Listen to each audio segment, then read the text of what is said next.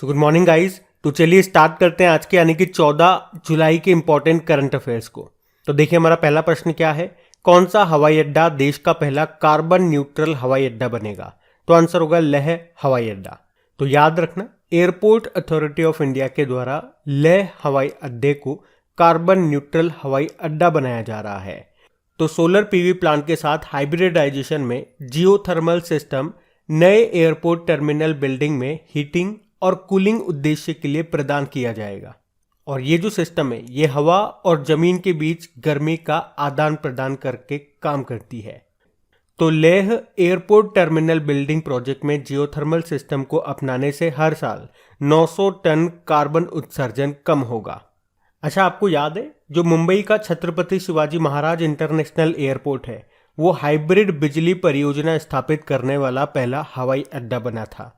Hybrid बिजली से मतलब है यहाँ पे विंड एनर्जी और सोलर एनर्जी। और बताओ कौन सा हवाई अड्डा पूरी तरह से हाइड्रो और सोलर से चलने वाला पहला एयरपोर्ट बना है? तो आंसर होगा इंदिरा गांधी इंटरनेशनल एयरपोर्ट दिल्ली। उसके अलावा आपको याद होगा स्काई ट्रैक्स 2022 के वर्ल्ड एयरपोर्ट अवार्ड्स में जो कतर का हमद इंटरनेशनल एयरपोर्ट है उसे विश्व का सर्वश्रेष्ठ एयरपोर्ट घोषित किया गया।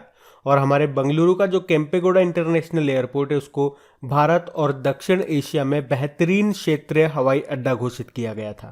आपको याद है कर्नाटक के शिवमोग्गा एयरपोर्ट का नाम वहां के पूर्व मुख्यमंत्री BS येदियुरप्पा के नाम पर रखा जाएगा।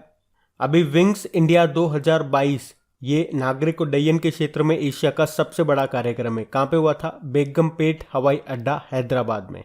अच्छा बताओ, सौर ईंधन का उपयोग करने वाली पहली एयरलाइन कौन सी बनी? Swiss international airline. वैसे एयरपोर्ट अथॉरिटी ऑफ इंडिया की बात करेंगे, स्थापना होती है 1995 में, नई दिल्ली में हेडक्वार्टर है और उसके अध्यक्ष है संजीव कुमार। अच्छा, एक और प्रश्न का उत्तर दो। आप जानते हो हमारे नागरिक उड्डयन मंत्री एविएशन मिनिस्टर कौन है? ज्योतिरादित्य सिंधिया। अभी इनको किस मंत्रालय का अतिरिक्त प्रभार दिया गया है? ये आप बताओ, हम बढ़ते हैं आगे। फिर बताओ, अभी हाल ही में किसे जापान के order of the rising sun पुरस्कार से सम्मानित किया गया? तो आंसर होगा नारायण कुमार को। तो अभी जापान सरकार ने जापान और भारत के बीच आर्थिक संबंधों को मजबूत करने की दिशा में उनके योगदान को सम्मानित करने के लिए उन्हें यानी कि सनमार्क ग्रुप के वाइस चेयरमैन नारायण कुमार को order of the rising sun gold and silver star पुरस्कार से सम्मानित किया। बाकी आप जानते हो अभी व्हीटली गोल्ड अवार्ड मिला था चारुदत्त मिश्रा को हिम तेंदुए के संरक्षण के लिए। विजय Amrit Raj golden achievement award 2021 मिला। और बीवी दोषी, यहाँ पे बीवी का मतलब हो गया बाल कृष्ण विट्ठल दोषी, भारतीय वास्तुकार है। अभी इन्हीं को रॉयल गोल्ड मेडल 2022 से सम्मानित किया गया।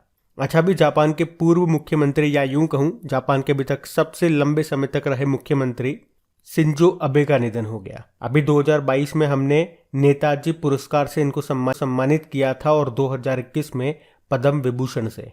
वैसे वर्तमान में जापान के मुख्यमंत्री कौन है? फूमियो किशिदा हैं। ध्यान रखना ये। बढ़ते आगे। चलो बताओ, अभी विश्व पेपर बैग दिवस 2022 ये कब मनाया गया? तो आंसर होगा 12 जुलाई को। तो प्लास्टिक बैग की जगह पेपर बैग के उपयोग के महत्व के बारे में जागरूकता बढ़ाने के लिए हर साल 12 जुलाई को वर्ल्ड पेपर बैग डे के रूप में मनाया जाता है। थीम क्या है? यदि आप शानदार हैं तो प्लास्टिक को काटने के लिए कुछ नाटकीय करें, पेपर बैग का उपयोग करें। आपको याद है भारत में 1 जुलाई 2022 से सिंगल यूज प्लास्टिक बैन कर दिया गया है। अभी हमने international plastic bag free day भी मनाया था। कब? 3 जुलाई को, वो भी याद रखना। चलो एक प्रश्न का उत्तर आप दो। अभी किस राज्य ने मीनदम मंजपाई योजना शुरू की? तो आंसर होगा तमिलनाडु, जिसका उद्देश्य क्या है? प्लास्टिक की थैलियों की जगह कपड़े के थैलों के उपयोग को बढ़ावा देना। अभी आपको याद रखना है डाबर जो है ये पहली भारतीय plastic waste neutral FMCG company बनी है। और आपको याद है अभी किस राज्य सरकार ने single use plastic by back योजना शुरू की थी? तो आंसर होगा हिमाचल प्रदेश ने। अब चलो हम एक बार रिवाइज ही कर लेते हैं जुलाई के जो भी इंपॉर्टेंट डेज आपने पढ़े हैं। 1 जुलाई को 3 डे बने थे। कौन कौन से? National doctor day, GST day और चार्टर्ड अकाउंट्स डे। 2 जुलाई को भी 3 डे होते हैं। एक तो हमने मनाया अंतर्राष्ट्रीय सहकारिता दिवस, ये जुलाई के पहले शनिवार को मनाया जाता है, तो इस बार हमने 2 जुलाई को मनाया। वर्ल्ड UFO डे मनाया।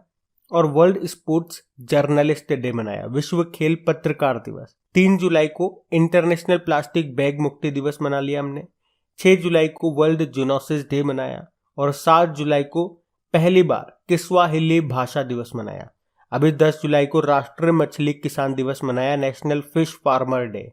11 जुलाई को वर्ल्ड पॉपुलेशन डे और 12 जुलाई को विश्व मलाला दिवस के रूप में मनाया था। तो जुलाई में ये डेज हमने मनाए, इनको ध्यान रखना। बढ़ते आगे, चलो बताओ अभी हाल ही में किसे रेलटेल का CMD बनाया गया? तो आंसर होगा संजय कुमार को। तो अभी RailTel corporation of India limited का CMD के रूप में संजय कुमार को चुना गया है। आप जानते हो अभी national high speed rail corporation के मैनेजिंग डायरेक्टर कौन बने? राजेंद्र प्रसाद। अभी दिल्ली मेट्रो रेल कॉर्पोरेशन के मैनेजिंग डायरेक्टर बने थे, इसी साल की बात है, विकास कुमार इनका नाम है। और आप जानते ही हो रेलवे बोर्ड के नए चेयरमैन और CEO कौन बने? विनय कुमार त्रिपाठी बने। आपके लिए एक होमवर्क प्रश्न है, विनय कुमार सक्सेना ये अभी क्या बने थे बताओ। वैसे आप जानते हो अभी रेलटेल ने 100 स्टेशनों पर प्रधानमंत्री वाणी योजना शुरू कर दी है। प्रधानमंत्री वाणी योजना मतलब प्रधानमंत्री वाईफाई एक्सेस नेटवर्क इंटरफेस योजना, जो आपको फ्री में इंटरनेट मिलता है ना रेलवे स्टेशन पे, उसकी बात कर रहे हैं। रेलटेल का हेडक्वार्टर मिलेगा गुड़गांव हरियाणा में, स्थापना होती है सन 2000 में। और अब नए CMD बन गए संजय कुमार। आपको याद होगा अभी Fortune India the next 500 list 2022 आई थी, इसमें रेलटेल 124वें स्थान पे था और ये इसी साल की बात है। उसके अलावा रेलटेल ने सार्वजनिक क्षेत्र की संस्थाओं की श्रेणी में वर्ष 2020-21 के लिए वित्तीय रिपोर्टिंग में उत्कृष्टता के लिए ICAI अवार्ड भी जीता था। ये भी इसी साल का प्रश्न है, ध्यान रखना। बढ़ते आगे, चलो बताओ अभी हाल ही में किसे कॉमनवेल्थ गेम्स 2022 के लिए भारतीय महिला क्रिकेट टीम का कप्तान बनाया गया? तो आंसर होगा हरमनप्रीत कौर को। अच्छा, ये प्रश्न इसलिए इंपॉर्टेंट है क्योंकि कॉमनवेल्थ गेम्स में पहली बार महिला क्रिकेट को शामिल किया गया और इस तरह से कॉमनवेल्थ गेम्स के इतिहास में भारतीय महिला टीम की पहली कप्तान बनी है हरमनप्रीत कौर। अच्छा, इस बार के ये कॉमनवेल्थ गेम्स कहाँ पे होंगे? बर्मिंघम UK में। पहले कॉमनवेल्थ गेम्स कब हुए थे? 1930 में हुए थे कनाडा में। और आपको बता दूं अभी तक केवल एक ही बार क्रिकेट को इसमें शामिल किया गया, वो भी पुरुष क्रिकेट को। कब? 1998 में, जो कि हुए थे कुआलालंपुर मलेशिया में। और अब पहली बार महिला क्रिकेट को शामिल किया जा रहा है सन 2022 के कॉमनवेल्थ गेम्स में, जो कि कहाँ पे होंगे?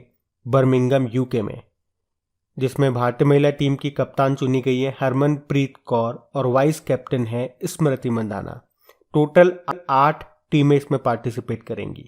देखो, कॉमनवेल्थ गेम्स से आपको याद आएगा, इस बार का तो आपने बता दिया बर्मिंघम UK, 2026 वाला कहाँ पे होगा? ये प्रश्न अभी करंट अफेयर्स का है, तो याद रखना ऑस्ट्रेलिया के विक्टोरिया में। चलो एक प्रश्न का उत्तर आप लोग दो, 2022 में जो 36वें नेशनल गेम्स होंगे वो कहाँ पे होंगे? और कॉमनवेल्थ से आपको याद आना चाहिए। चलो आप ही बताओ, कौन से 2 देश हैं जो अभी कॉमनवेल्थ एसोसिएशन के मेंबर बने हैं? तो याद रखना टोगो और गैबोन, दोनों अफ्रीकी देश है। और इस तरह से टोटल राष्ट्रमंडल देश कितने हो गए हैं? 56 हो गए हैं। वैसे 2022 का राष्ट्रमंडल देशों की बैठक अभी कहाँ पे हुई थी? रवांडा की कैपिटल किगाली में। तो ये पॉइंट भी ध्यान रखना आप। पढ़ते हैं आगे। बताइए हाल ही में किस देश के प्रख्यात पुरातात्विद और इतिहासकार डॉक्टर इनामुल हक का निधन हो गया? तो आंसर होगा बांग्लादेश। तो डॉक्टर इनामुल हक ये पुरातात्विद भी थे, यानी कि आर्कियोलॉजिस्ट भी थे और इतिहासकार भी थे, और बांग्लादेश के राष्ट्रीय संग्रहालय के ये पूर्व महानिदेशक भी रह चुके हैं। और इनके टेराकोटा और मूर्ति कला के काम के लिए भारत ने सन 2020 में पद्मश्री से भी इनको सम्मानित किया था और इनका भी निधन हो गया।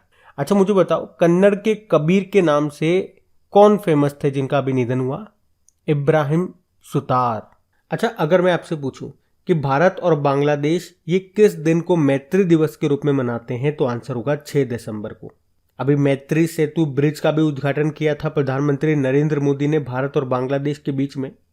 और भारत और बांग्लादेश के बीच में एक एक्सरसाइज होती है बोंगो सागर। अगर आपसे पूछे बोंगो सागर एक्सरसाइज किन देशों के बीच में होती है? भारत और बांग्लादेश के बीच में। चलो एक प्रश्न का उत्तर आप लोग दो। अभी बांग्लादेश का सबसे लंबे ब्रिज का उद्घाटन किया था वहां के मुख्यमंत्री शेख हसीना जी ने।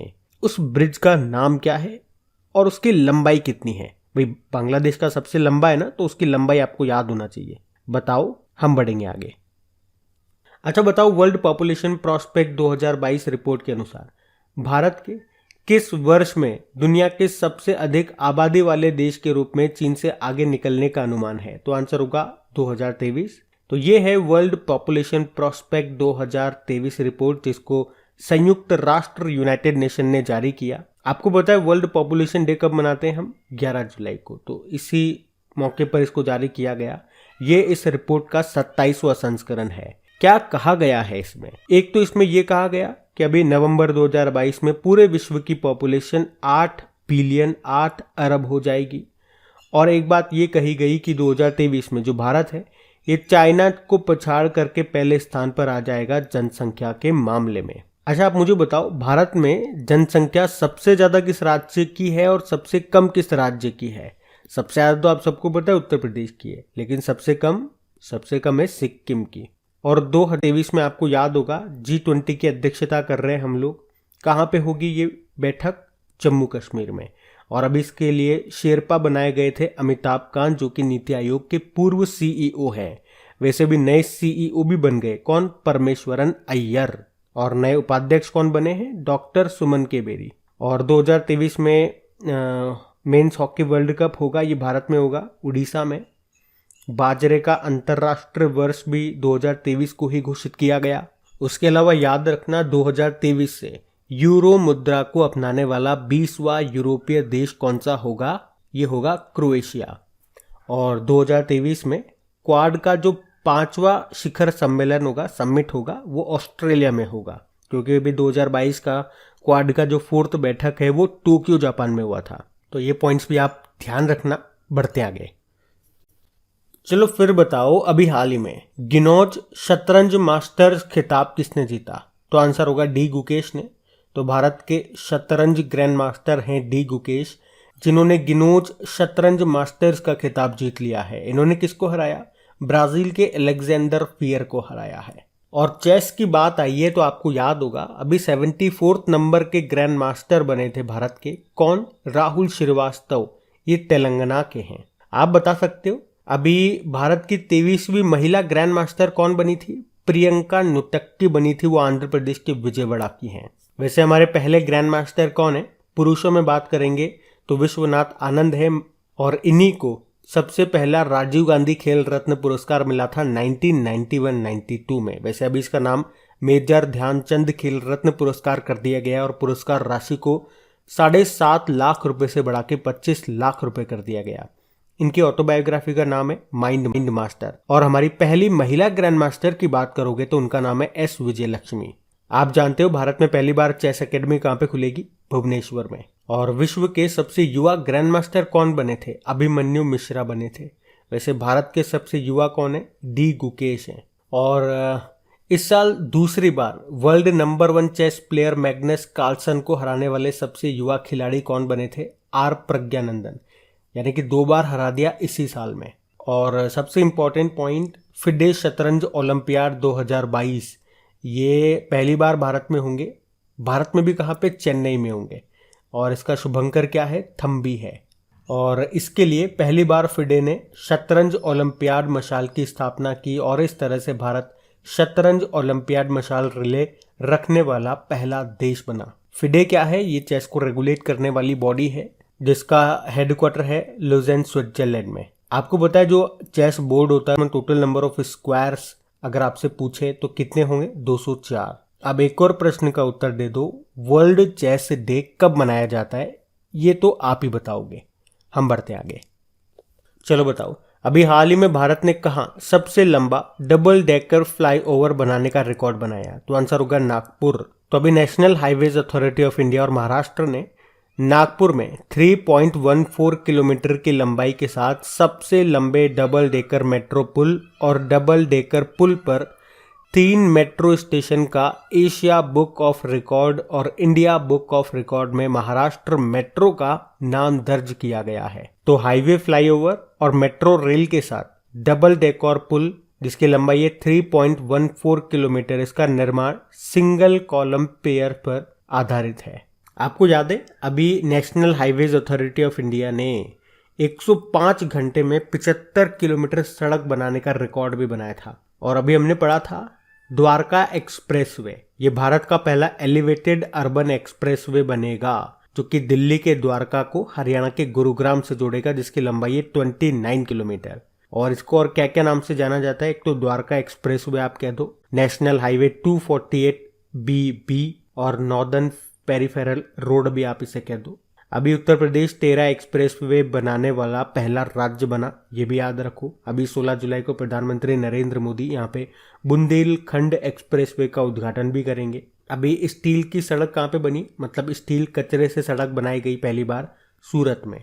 और वैसे भारत का सबसे लंबा नेशनल हाईवे, तो ये नेशनल हाईवे 7 है जिसे अब नेशनल हाईवे 4444 के नाम से जाना जाता है। चलो बताओ, सार्वजनिक परिवहन में रोपवे का इस्तेमाल करने वाला भारत का पहला शहर कौन सा है, तो आंसर होगा वाराणसी। याद रखना ये, बढ़ते आगे।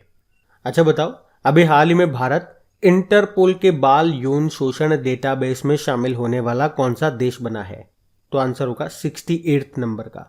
तो भारत इंटरपोल के अंतर्राष्ट्रीय बाल यौन शोषण डेटाबेस में शामिल हो गया है, जो इसे ऑडियो विजुअल डेटा का उपयोग करके पीड़ितों, दुर्व्यवहार करने वाले अपराधों के दृश्य के बीच संबंध बनाने की अनुमति देगा। इंटरपोल के अनुसार CBI, जो इंटरपोल के मामलों के लिए भारत की नोडल एजेंसी है, ये डेटाबेस में शामिल हो गई है, जिससे भारत इससे जुड़ने वाला 68 नंबर का देश बन गया है। देखो, इंटरपोल की अगर बात करते हैं तो स्थापना होती है 1923 में, हेडक्वार्टर है लियोन फ्रांस में, और इसके अध्यक्ष कौन है, अहमद नसर अल रईसी। इंटरपोल की फुल फॉर्म क्या होती है, इंटरनेशनल क्रिमिनल पुलिस ऑर्गेनाइजेशन। याद रखना ये, बढ़ते हैं आगे। चलो बताओ, PIMS 1 अक्टूबर 2022 से लागू होगा। यहाँ पे PIMS में P का मतलब आपसे पूछ रहे हैं, तो आंसर होगा पेपर। पूरी फुल फॉर्म देखो, पेपर इंपोर्ट मॉनिटरिंग सिस्टम, जो 1 अक्टूबर 2022 से लागू होगा। तो इसके अनुसार एक आयातक यानी कि एक इंपोर्टर को कागज के आयात यानी कि इंपोर्ट के बारे में ऑनलाइन अग्रिम जानकारी देनी होगी और उसे एक पंजीकरण संख्या भी मिलेगी। तो अभी विदेश व्यापार महानिदेशालय ने कागज के प्रमुख उत्पादों के आयात नीति में संशोधन कर पेपर इंपोर्ट मॉनिटरिंग सिस्टम शुरू किया है। तो इसकी फुल फॉर्म याद रखना, पेपर इंपोर्ट मॉनिटरिंग सिस्टम। बढ़ते आगे। बताओ, जुलाई 2022 में मॉन्टी नॉर्मन का निधन हो गया। वे क्या थे, वे एक संगीतकार थे। तो जेम्स बॉन्ड फिल्मों के लिए थीम टोन लिखने वाले ब्रिटिश संगीतकार थे मॉन्टी नॉर्मन, जिनका भी निधन हो गया। आप जानते हो अभी ओपेक के महासचिव का भी निधन हो गया, उनका नाम क्या था, मोहम्मद बरकिंडो। वैसे ओपेक का हेडक्वार्टर मिलेगा वियना, ऑस्ट्रिया में। अभी यूक्रेन के पहले राष्ट्रपति का निधन हुआ था, उनका नाम क्या है, लियोनिद क्राउचुक है। और अभी दुनिया के सबसे उम्र दराज शतरंज ग्रैंड मास्टर का निधन हुआ था, उनका नाम था यूरी एवरबक, वो रशिया के थे। तो बात करेंगे कल के वीडियो में पूछे गए प्रश्न के उत्तर की। तो क्या पूछा था कल के वीडियो में आपसे कि जून महीने का ICC men's player of the month का अवार्ड किसने जीता, तो आंसर होगा जॉनी बेररेस्टो ने। आप सभी ने प्रश्न का बिल्कुल सही उत्तर दिया है। और गाइस, अगर सेशन अच्छा लगे तो प्लीज लाइक करके शेयर जरूर कीजिएगा। इनका क्विज बना करके अपलोड कर दिया गया आपके क्रैक एग्जाम एप्लीकेशन पे, वहीं पे इनकी PDF भी आपको मिल जाएगी। अब ये रहा आज का आपका होमवर्क प्रश्न।